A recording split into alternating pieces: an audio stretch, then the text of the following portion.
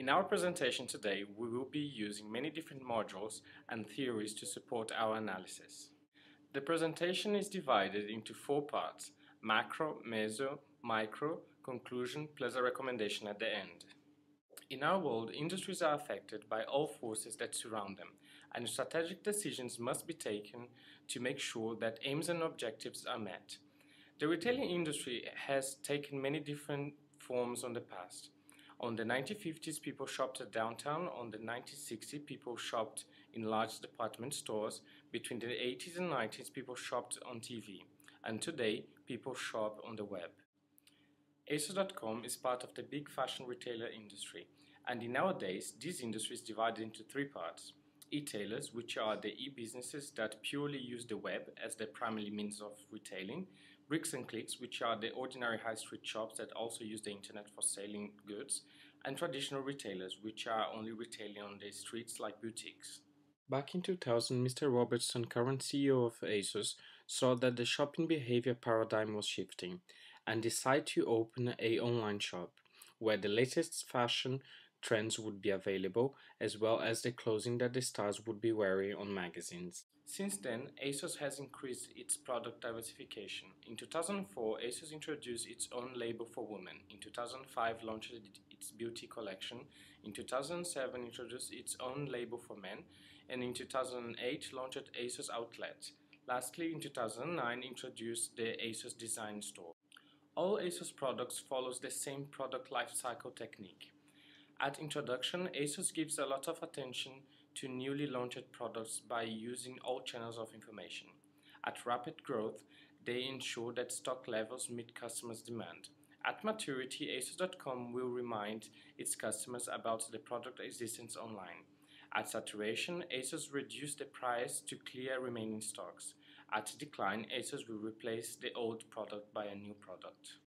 According to Asos 2009 report, Asos had a share of 5.13% of the UK e-tailers market, being number 2 of the top 10 UK fashion e-tailers. Asos is a very strong player, but the competition is also strong and diversified, as our cognitive map demonstrates. Now that you know Asos, let's analyze its 3-dimensional environment.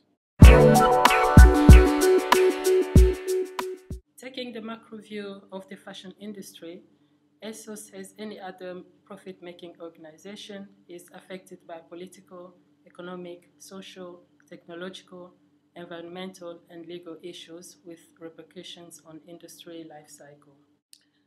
The government's decision to cut benefits, civil servant jobs, and the rise in VAT from 17.5% to 20% in January 2011 will impact negatively on fashion industry as demand will go down due to low income and high level of unemployment.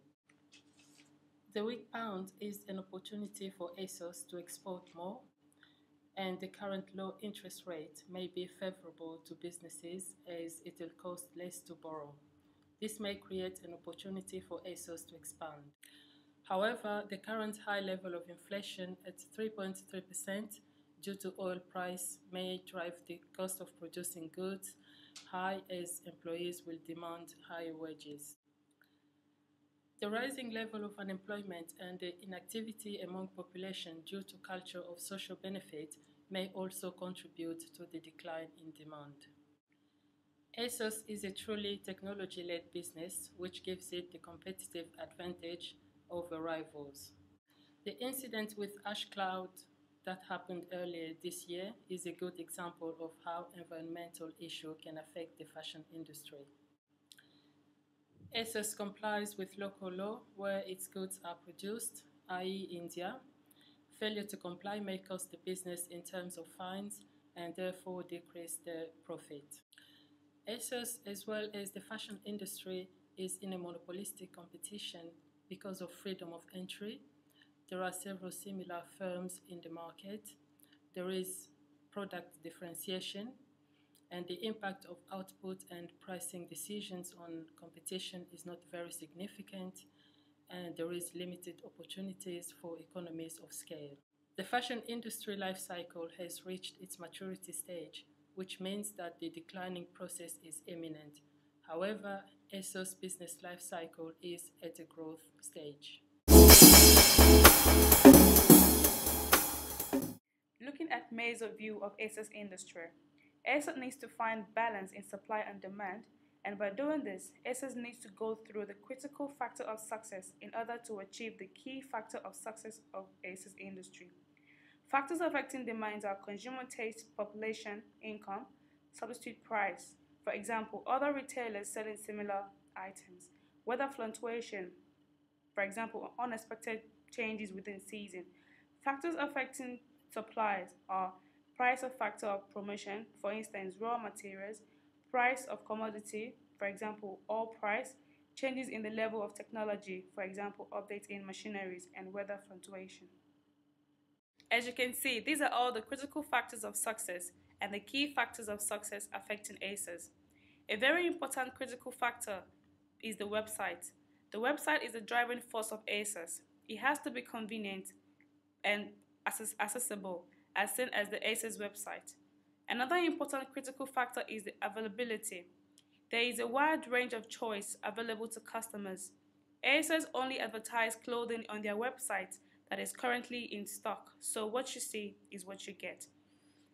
Another key critical factor is secure payment. Customers need to be registered before purchasing.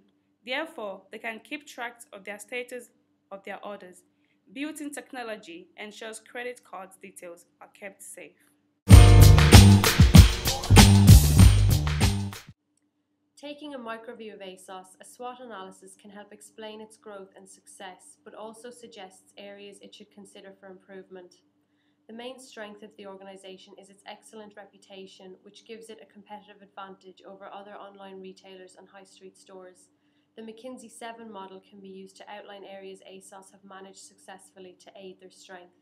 Beginning with the structure, Asos is a public limited company, and selling shares gave it the capital it needed to develop and grow. The management style of Asos is it is a top-down management organisation where employees have specific roles and titles, leading to all departments having clear objectives. Looking at the systems within Asos, the internet has been a key strength as Asos reaches millions of customers daily. Technology has been invested in heavily. This leads to a pleasurable shopping experience for customers. Asos holds many important skills teams. The product design team and marketing teams are key to attracting customers. As of 2010, Asos had 1,000 employees. Looking at the strategy of Asos, in order to continue internal growth, they must continue high levels of customer service. If customers are satisfied, they will return to the website. Also, by heavy investment in improving their website, this also keeps attracting customers. The Ansoff matrix can be used by Asos as a marketing tool to define their objective for growth. It can also help them to decide on a course of action to improve their strategy. They can continue to market to existing customers through their magazine's website and blogs. They could also market their existing products to other countries, like they are doing now in the US. They could continue to push their seasonal ranges by clever marketing and advertising, and they can also seek out new customers in the fashion market, and this is known as related diversification. Looking at the weaknesses of Asos, delivery methods are a big weakness. Delivery relies on poster couriers, which often proves unreliable, as was outlined on the customer forum by a large number of complaints. Another weakness is that customers cannot physically touch the product that they are purchasing, giving high street stores an advantage. The two main opportunities for Asos would be to focus on other market segments, not just 16 to 34-year-olds, and to use the internet to improve their global market as they are doing in the US, France, and Germany. Threats come in the form of competitive challenges. Looking at Michael Porter's 5 Forces model, Asos faces most threat in the form of substitute products delivered from competitors and new entrants in the form of new competitors entering the fashion industry.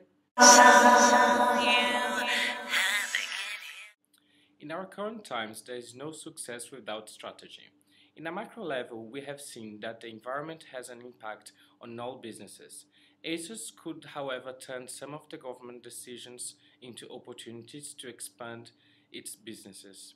In a Meso perspective, we agreed that Asos has the key factors for success in order to satisfy customers when exposed to the critical factors of success.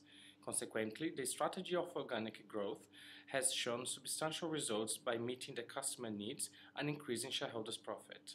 In a micro level, Asos keeps growing internally as a result of continuous investment in its IT system, leading to a happy customer that becomes loyal due to the excellent level of service. The UK e-tailer fashion industry is close to reach its maturity level. Therefore, Asos needs to keep investing in IT innovations, such as the introduction of an online fitting room to enhance the online shopping experience, the creation of their own courier service for fast delivery, and the opening of their own high street store to give full customer buying experience.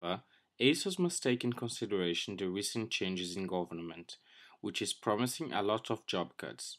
Many people within the next few years will be unemployed, leading to a lower level of disposable income. Consequently, strategy must be adapted to fit around these recent changes on the short and long run.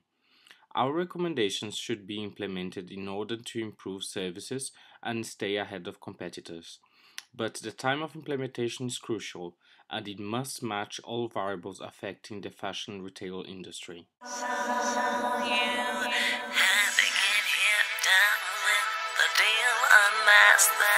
To reveal the real what you feel, you and your everyday situations, all the unnecessary complications.